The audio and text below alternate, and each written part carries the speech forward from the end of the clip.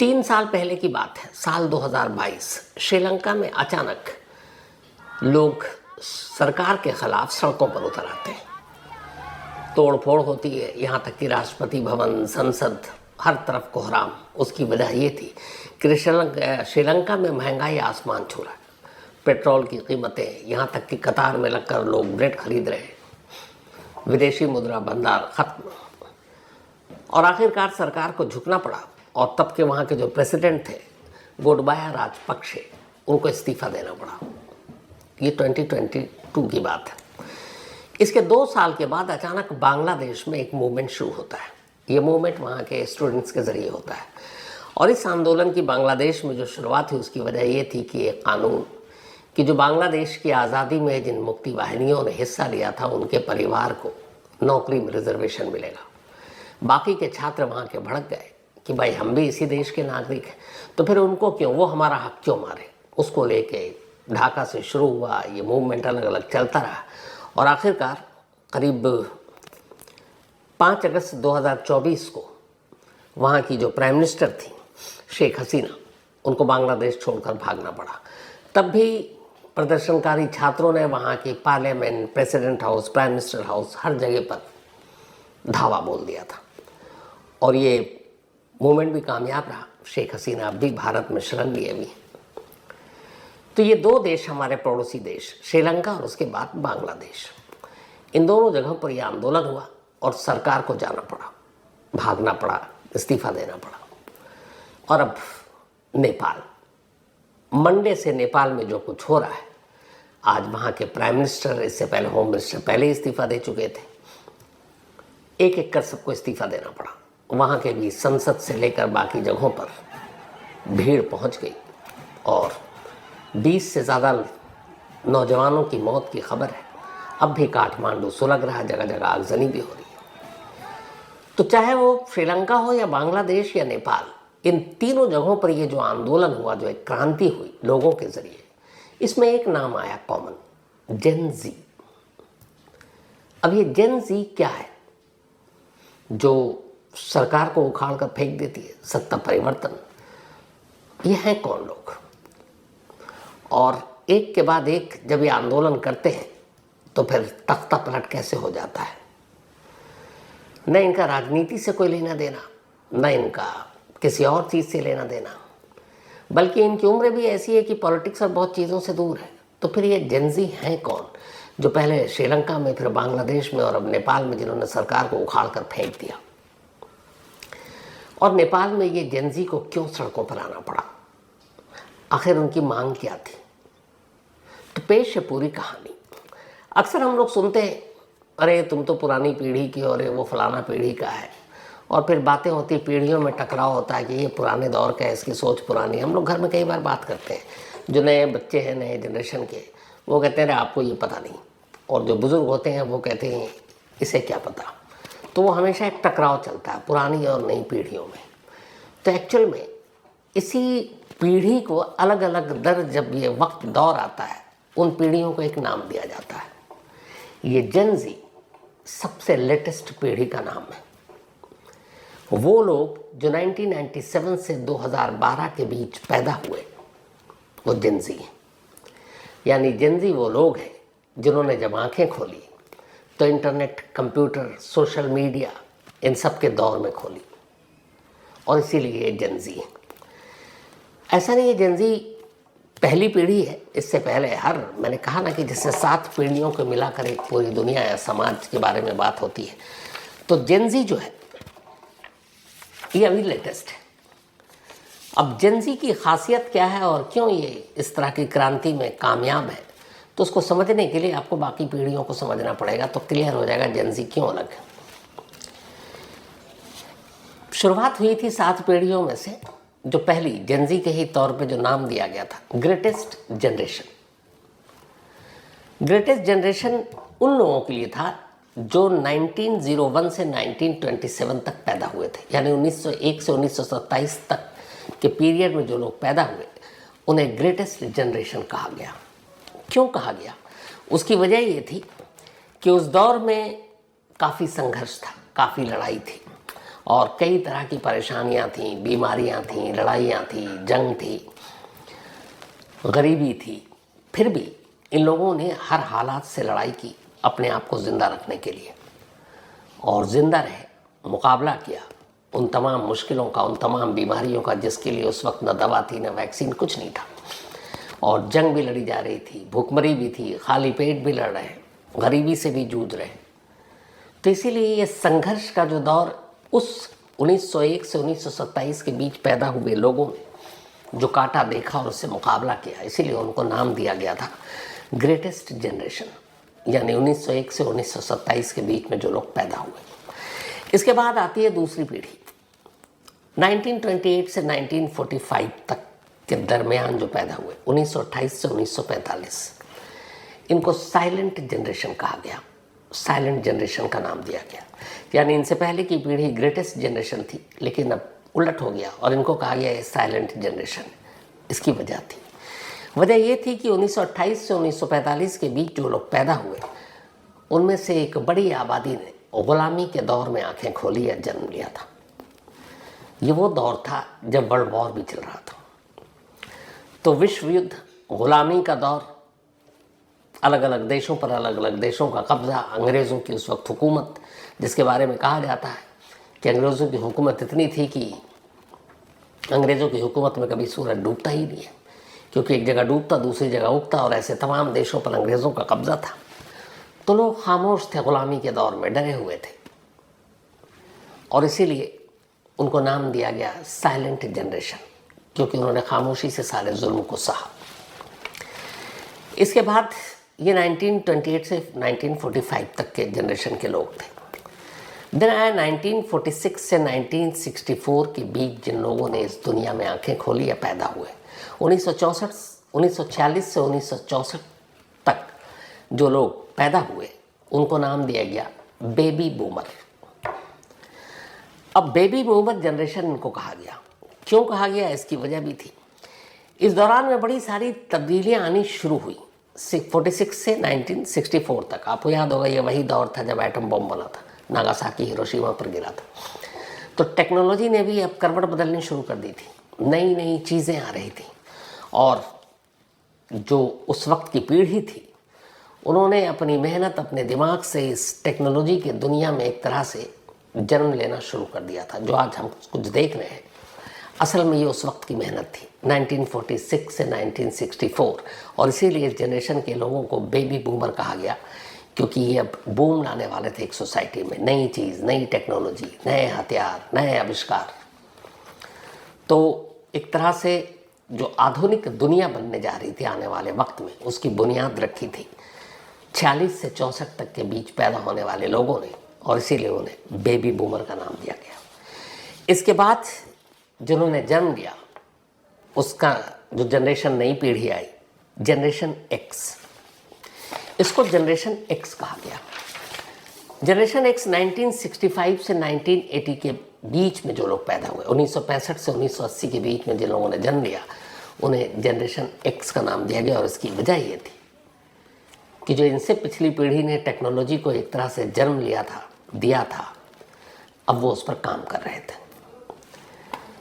और इस जनरेशन को, जो 65 से 80 के दरमियान पैदा हुए, जनरेशन एक्स, इनको कहा जाता है कि मॉडर्न वर्ल्ड, मॉडर्न दुनिया की बुनियाद इन्होंने रखी।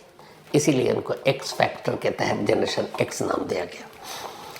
और ये जनरेशन एक्स एक और ख़ास मायने में भी है।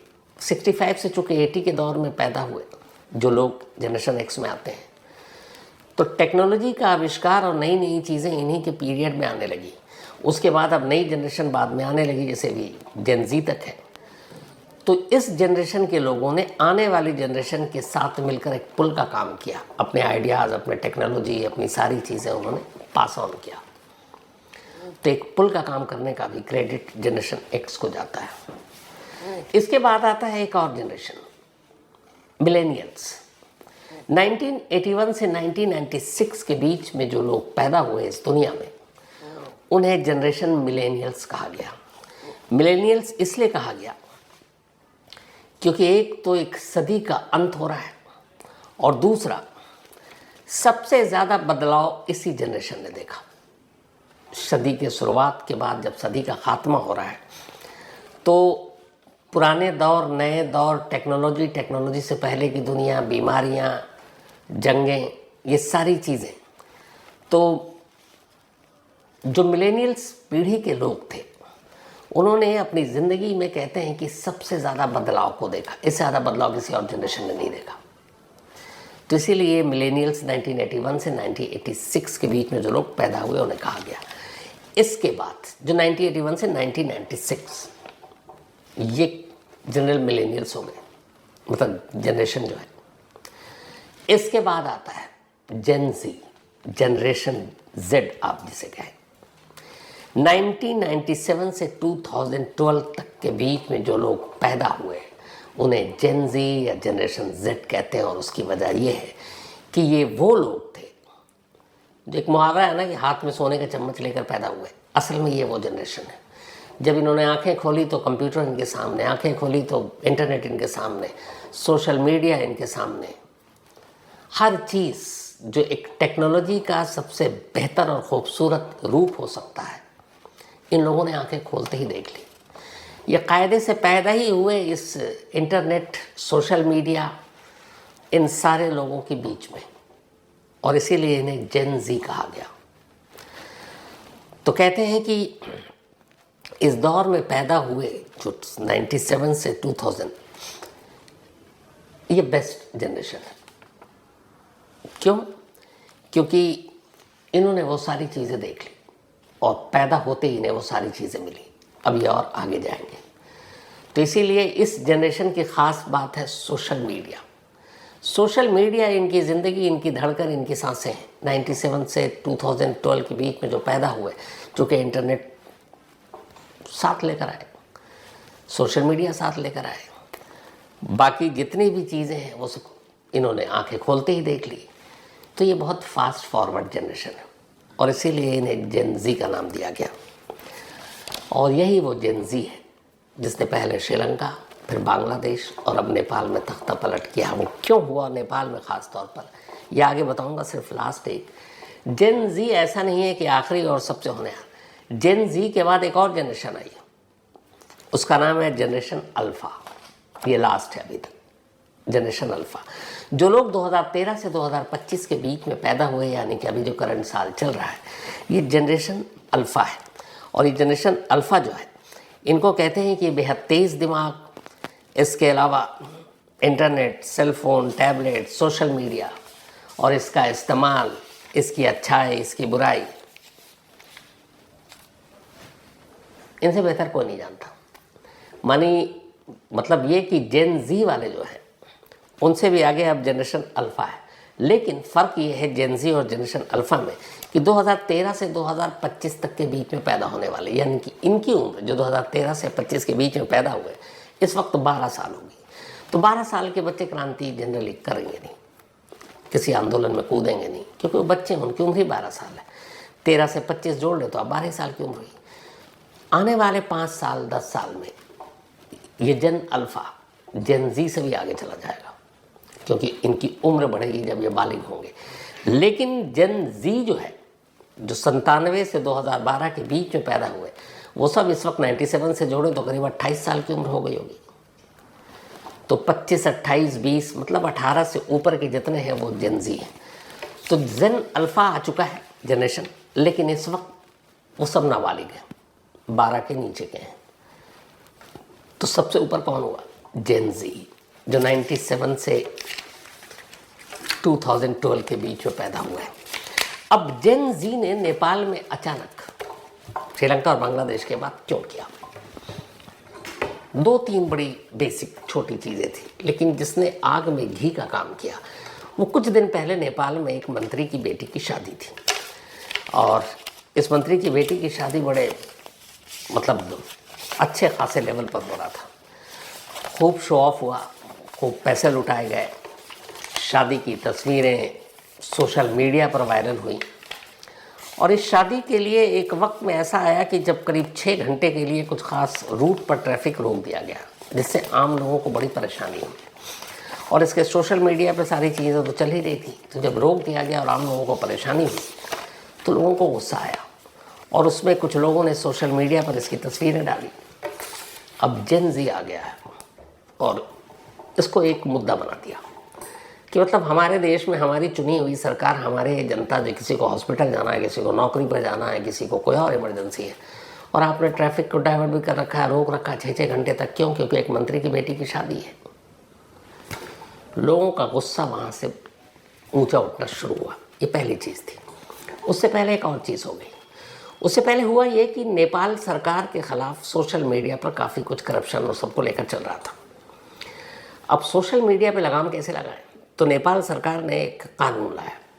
उन्होंने कहा कि ये जितने भी सोशल मीडिया प्लेटफॉर्म की कंपनियां हैं वो नेपाल में अपना रजिस्ट्रेशन कराएं और नेपाल के अंदर अपना ऑफिस खोलें, अपने कर्मचारी को रखें ताकि कोई नोटिस हो, कानूनी नोटिस हो, शो कॉज नोटिस हो, उनके दफ्तर में जाकर दिया जाए और वो एक तरह से नेपाल के बनाए हुए कानून के तहत ही अपना काम करेंगी।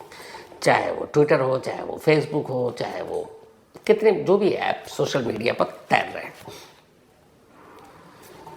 28 अगस्त को उन्होंने ये सारे सोशल मीडिया कंपनी को नोटिस भेज दिया और कहा कि 7 दिन के अंदर आप जवाब दीजिए। 3 सितंबर तक की तारीख थी कि आप यहाँ रजिस्ट्रेशन कराइए, अपना दफ्तर खोलिए। न मेटा, न फेसबुक, न ट्विटर, किसी ने भी अपनी कंपनी वहाँ पे नहीं खोली दफ्तर। क्यों? उनको महंगा पड़ता।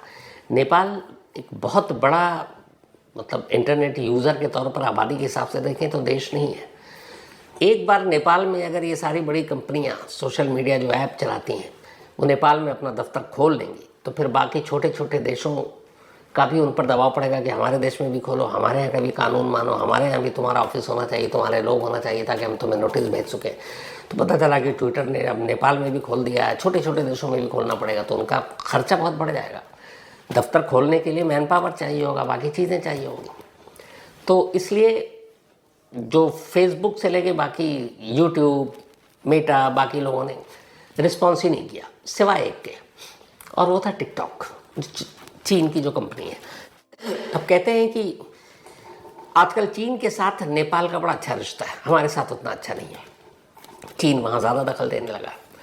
तो अब टिकटॉक चीन का नेपाल के ऊपर प्रेशर, वो मदद भी करता है फाइनेंशियली। तो नेपाल सरकार ने टिकटॉक को तो छोड़ दिया। बाकी सारे ऐप पर उन्होंने कहा कि आप लोगों ने यहाँ आए नहीं, साइन नहीं किया, ऑफिस नहीं खोला। 4 सितंबर से 26 ऐसे टोटल ऐप सोशल मीडिया के नेपाल सरकार ने एक ऑर्डर पास कर उसको बैन कर दिया, जिसमें फेसबुक, जिसमें आपका व्हाट्सअप, जिसमें यूट्यूब और ऐसे तमाम 26 ऐप्स सोशल मीडिया के नेपाल सरकार ने बैन कर दिया। नेपाल सरकार ने इन सोशल मीडिया प्लेटफॉर्म या ऐप्स को बंद करने की वजह अपने नागरिकों को ये बताई कि इससे हमारी राष्ट्रीय सुरक्षा को खतरा है, इससे बहुत सारी अफवाहें फैलती हैं, लॉ एंड ऑर्डर का इशू है और इसीलिए हम बंद कर रहे हैं। लेकिन लोगों को मालूम था कि ये सच नहीं है। असल में सरकार का इस सोशल मीडिया पर कंट्रोल करने की वजह एक थी जो अगस्त के महीने से चल रही थी नेपाल में, और वो थी एक मुहिम।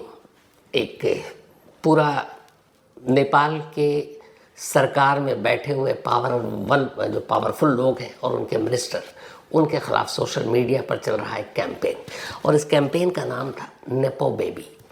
नेपो बेबी यानी नेपोटिज्म वाली बात से उठाकर उसमें ये था कि नेपाल की सरकार, उनके प्राइम मिनिस्टर, उनकी सैलरी बहुत ज़्यादा नहीं है। और बहुत सारे जो चुन कर आते हैं सांसद, उन बहुत अमीर घराने से भी नहीं है, लेकिन जैसे ही सरकार में आते हैं वो बहुत अमीर हो जाते हैं। तो इस नेपो बेबी मूवमेंट के तहत सोशल मीडिया पर ख़ास तौर पर नेपाल के उन तमाम नेताओं, ministers, ex prime minister, current prime minister और वहाँ की 3 सबसे बड़ी टॉप पॉलिटिकल पार्टी, उनसे जुड़े हुए लोग और उनके बच्चों के बारे में सोशल मीडिया पर तस्वीरें तैरने लगी। कैसी तस्वीरें कि हम सब तो यहाँ मेहनत कर रहे हैं और ये जो नेता हैं, हमारे जो मंत्री हैं, इनके बच्चे नेपाल छोड़कर विदेशों में महंगे महंगे स्कूल और कॉलेजों में पढ़ रहे हैं। उनकी लाइफ स्टाइल, उनके ब्रांडेड कपड़े, कुछ जगहों पे तो उनके सालाना फीस की भी लिस्ट निकाल दी गई कि 50-50 लाख इंडियन करेंसी में मैं बात कर रहा हूँ, ₹50 लाख तक फीस दे रहे हैं। और जिनकी पहले कोई ऐसी हैसियत या औकात नहीं। तो नेपो बेबी करके एक मुहिम चली। नेपाल की जो भी पॉलिटिकल सर्किल से जुड़े हुए लोग हैं, उनकी फैमिली के, उनके बच्चों के, और उनके बच्चों की ऐसी ऐसी तस्वीरें जिसमें वो शो ऑफ भी कर रहे हैं, पार्टी कर रहे हैं, उनके कॉलेज, उनके रहन सहन, उनके घर, उनके ब्रांडेड कपड़े, उनके फीस, उनकी महंगी लग्जरी गाड़ियाँ, ये सारी चीज़ें अब धीरे धीरे सोशल मीडिया पर तैरने लगी और लोगों को लगा कि ये क्या हो रहा है। मतलब वहाँ के नौजवान बेरोज़गार हैं, रोज़गार है नहीं, ज़िंदगी ठीक ठाक नहीं है, बेचारे नेपाल के लोग मजदूरी और छोटे मोटे काम करने के लिए नेपाल छोड़ने को मजबूर हैं। और यहाँ जिनके हाथ में सत्ता दे रखी है कि नेपाल के लोगों की भलाई करें, वो जनता छोड़ अपने परिवार की भलाई में लगे हुए हैं। तो जब ये नेपो बेबी मुहिम चली सोशल मीडिया पर, तो नेपाल सरकार की फजीहत हो गई। और इसमें क्या सरकार, क्या अपोजिशन, सब हमाम में नंगे थे। अब लोगों के दिमाग पर इसका बड़ा असर पड़ा। क्या एक तरफ हम कह रहे हैं कि हमारे पास पैसे नहीं है, हम गरीब हैं, सरकार के पास पैसे नहीं है, तो फिर इनके बच्चे 50-50 लाख, 1-1 करोड़ रुपए फीस कहाँ से दे रहे हैं, और विदेशों में इतनी महंगी गाड़ियाँ कैसे रख रहे हैं, अलग से कैसे अपार्टमेंट में ये लोग रहते हैं, कैसे घूमते हैं फिरते हैं, महंगे कपड़े पहनते हैं। जब ये चीज़ें आई तो ये जेन ज़ी लेकर आया। भाई 97 से 2012 के बीच में पैदा हुए वो लोग जो इंटरनेट और सोशल मीडिया के साथ जिन्होंने आंखें खोली, धीरे धीरे सोशल मीडिया पर ये वायरल होना शुरू हो गया। अब सरकार पर भी प्रेशर, सरकार ने कहा क्या करें। तब सरकार ने ये कहा कि भाई सोशल मीडिया पे रोक लगा देंगे तो ये नेपो बेबी, ये सारी मुहिम रुक जाएगी। और यही गलती करती नेपाल सरकार ने। उसने 1 हफ्ते का टाइम दिया। अब ये बड़ी बड़ी कंपनियां हैं, फेसबुक, ट्विटर और आपके जितने भी व्हाट्सअप, ये सारे, तो उन्होंने कहा हम कहाँ दफ्तर खोलेंगे, कहाँ क्या करेंगे, इनका जवाब ही नहीं दिया। 1 हफ्ता बीत गया। अब नेपाल सरकार को पता है कि इस मुहिम को रोकना है।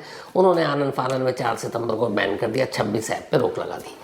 अब जेन जी बिना सोशल मीडिया के और इस ऐप के कैसे रहेगी जिसके साथ उन्होंने आंखें खोली। मतलब उनसे उनकी सबसे प्यारी और कीमती चीज़ छीन ले कोई, तो फिर क्या करेगा। अब उन्हें आया गुस्सा। लेकिन अब सवाल ये है कि इस गुस्से को आंदोलन और मुहिम में कैसे बदलें, क्योंकि एक ही तरीका था, वो था सोशल मीडिया प्लेटफॉर्म के ज़रिए लोगों को, जेन ज़ी को इकट्ठा करना। अब वो तो ऐप 4 तारीख को बंद, तो अब कैसे मैसेज पास करेंगे। नेपाल सरकार ने जाने अनजाने गलती कर दी। उसने टिकटॉक को बैन नहीं किया क्योंकि चीन से वो पंगा ले नहीं सकता था। अब ये सारे जेन ज़ी वालों ने उस टिकटॉक को अपना हथियार बना लिया और टिकटॉक पर अब वही सारी चीज़ें देने लगे। बट उसमें भी कितना कर सकते थे। इसी दौरान में एक और नई चीज़ हो गई। एक वहाँ ऑर्गेनाइजेशन है NGO, हम नेपाल। हम नेपाल का नाम पहली बार तब सामने आया था, खासतौर पर इंडिया में, जब आपको याद होगा ओडिशा में एक नेपाली स्टूडेंट की मौत हो गई थी और उसको लेके हम नेपाल ने नेपाल में आंदोलन शुरू कर दिया था। तो हम नेपाल एक ऐसा NGO है जो नेपाल में बहुत पॉपुलर है। उसकी वजह ये कि उसका राजनीति से कोई लेना देना नहीं। वो सिर्फ भूकंप में, त्रासदी में, स्टूडेंट्स के मुद्दों पर आवाज़ उठाता है सोशल मीडिया के थ्रू और अपना काम करता है। तब 26 सोशल मीडिया ऐप बंद। जेन ज़ी नाराज, गुस्से में कि ये क्या है, हमने इनका नेपो बेबी मुहिम चलाया तो सरकार हमसे हमारी ही प्यारी चीज़ छीन रही है। तब ऐसे में हम नेपाल जो ऑर्गेनाइजेशन वो आ गया है और उसने कहा कि हम इस बैन के खिलाफ सोशल मीडिया एक डेमोन्स्ट्रेशन करेंगे काठमांडू में। बाकायदा उसने सरकार से परमिशन मांगी।